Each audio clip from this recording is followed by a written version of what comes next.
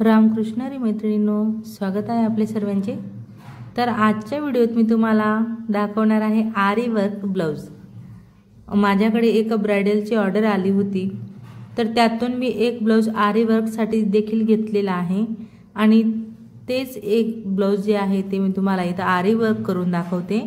तर ह्या ब्लाउज वरती मी स्वतः वर्क केलेला आहे आणि मग आरी वर्क केलेल्या ब्लाउजला स्टिचिंग कसं करायचं हे देखील मी तुम्हाला आजच्या ह्या व्हिडिओत सविस्तर सांगितलेलं आहे की परफेक्ट जो आपला आरी वर्कचा गळा असतो तो आहे तसाच यायला हवा। ह्यासाठी तुम्ही कुठल्या टिप्स फॉलो करणार किंवा तुम्हाला कशा पद्धतीने जमणार आहे याची सविस्तर माहिती मी तुम्हाला आज इथं देणार आहे। आणि फायनली बघा, अशा पद्धतीचा माझा हा वर्क झालेला आहे। तर हा जो ब्लाउज आहे तो मला बरोबर संपूर्ण एक दिवस मला ह्या ब्लाउज वरती वर्क करायला लागलेला आहे।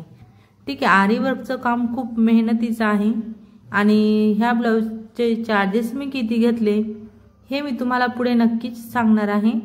तुमच्याकडे तुम्ही जर का आरी वर्क करून घेत असणार तर तुम्ही अशा वर्कचे किती चार्ज घेता हे तुम्ही मला कमेंटमध्ये नक्कीच सांगा। तर स्लीव वरती अशा पद्धतीचा वर्क मी केलेला आहे। त्यानंतर बॅक नेक तर तुम्हाला मी दाखवलेलाच आहे आणि हा फ्रंट नेक आहे। तर हे संपूर्ण ब्लाउज पीस अशा पद्धतीने मी तयार केलेला आहे आणि तसंच मी कटिंग देखील केलेला आहे। तर मी या आधीच ह्या एका ब्राइडल म्हणजे ही जी ब्राइडल आहे माझी तिचं रेडीमेडचं आरी वर्कचं ब्लाउज माझ्याकडे आलेलं होतं। तर ते आरी वर्कचं ब्लाउज कसं कटिंग करायचं, गळे मोठे असतात तर तो मोठा गळा मॅनेज कसा करायचा यावर मी सविस्तर व्हिडिओ बनवलेला आहे। आता हा जो काही गळा आहे हा मात्र मी माझ्या पद्धतीने बनवलेला आहे, कारण ब्राइडलचे माप माझ्याकडे असल्यामुळे हवा त्या मापाचाच मी गळा इथं मार्किंग केला आणि मग तसंच मी बरोबर मार्जिन वगैरे व्यवस्थित सोडत छान असा गळा मी इथं तयार करून घेतलेला आहे। तर बघा, वर्क देखील मी केलेला आहे आणि स्टिचिंग पण मीच करणार आहे। तर हे ब्लाउज फायनली तयार झाल्यावर कसं दिसतंय हे देखील तुम्हाला आजच्या ह्याच व्हिडिओत बघायला मिळणार आहे।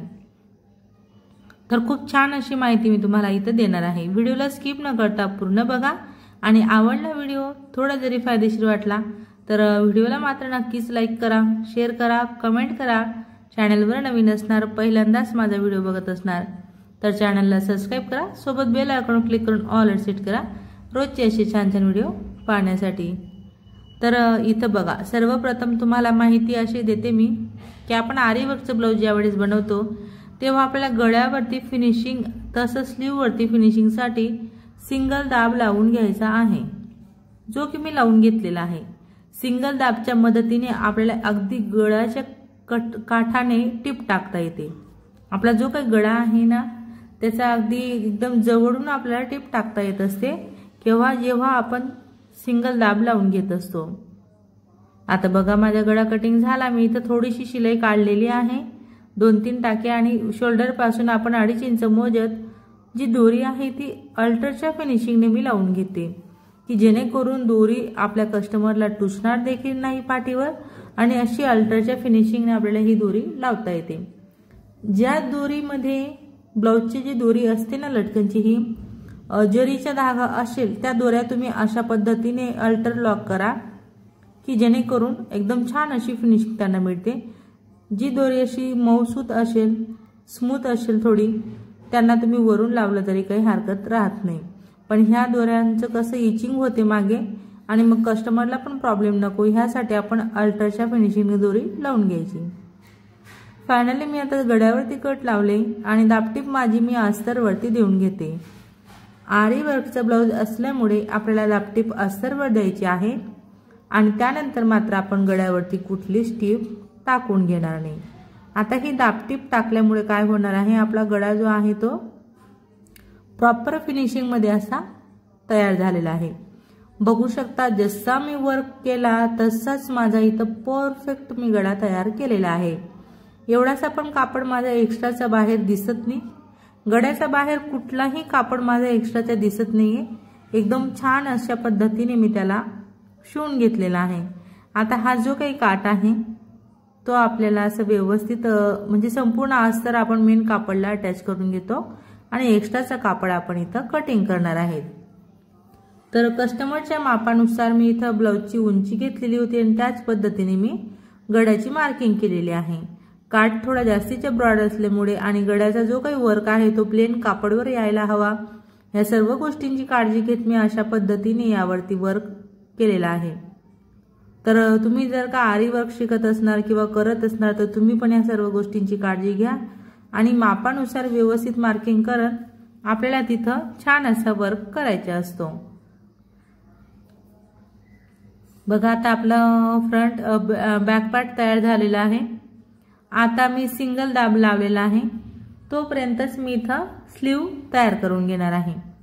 तर अजून एक महत्त्वाची टिप देते मी तुम्हाला इथं स्लीव तसंच बॅक नेक आणि फ्रंट नेक हे जे 3 पार्ट आहेत माझ्या आरी वर्कचे, जिथं मला फिनिशिंग हवी तिथं मी सिंगल दाबचा वापर केलेला आहे की जेणेकरून आपला कापड एवढासा पण जास्ती दिसायला नको आणि वर्क एकदम परफेक्ट आपल्या कापडवरती यायला हवा।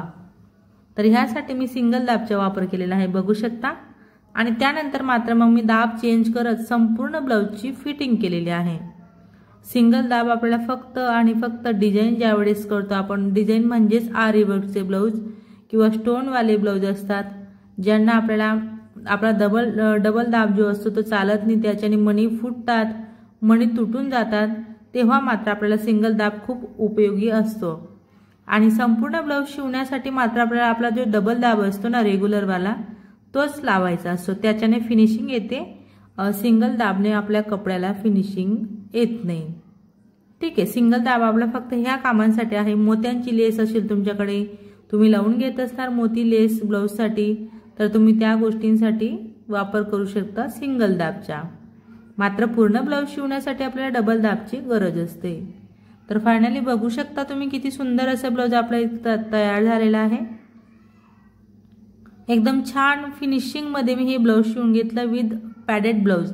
ह्या ब्रायडलचे सर्वच ब्लाऊज मध्ये कप्स लावायचे होते आणि प्रिन्सेस कट मध्ये मी हे संपूर्ण ब्लाऊज शिवून घेतले, तसंच कप्स लावून घेतलेले आहेत। तर तयार झालेलं ब्लाऊज तुम्हाला दिसते किती छान आहे। तर ह्याच ब्रायडलचे रेडीमेडचं एक ब्लाऊज माझ्याकडे आलं होतं ज्यावर तयार मशिनरीचा आरी वर्क आहे आणि ते ब्लाऊज मी अशा पद्धतीने शिवून घेतलेला आहे। तर मग मैत्रिणींनो, आजचा हा व्हिडिओ तुम्ही माझा पूर्ण शेवटपर्यंत बघितला त्याबद्दल तुमचे सर्वांचे खूप खूप धन्यवाद। असेच माझे व्हिडिओ बघत चला व मला सपोर्ट करा। व्हिडिओ आवडला असेल, थोडा जरी फायदेशीर वाटला असेल तर व्हिडिओला मात्र नक्कीच लाईक करा, शेअर करा, कमेंट करा। चॅनलवर नवीन असणार, पहिल्यांदाच माझा व्हिडिओ बघत असणार तर चॅनलला सबस्क्राईब करा, सोबत बेल आयकॉन क्लिक करून ऑल वर सेट करा रोजचे असे छान छान व्हिडिओ पाहण्यासाठी। चला तर मग भेटूया आपण पुढच्या एक छान अशा व्हिडिओत आणि नवीन डिझाईन सोबत। धन्यवाद।